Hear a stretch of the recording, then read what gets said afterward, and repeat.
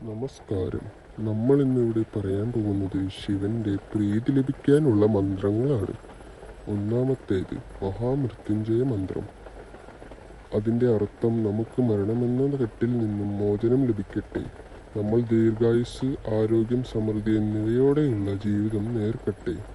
ഉപയോഗം: പ്രതിദിനം 9 തൊട്ട് 108 തവണ ജപിക്കാൻ കഴിയും. രണ്ടാമത്തെ മന്ത്രം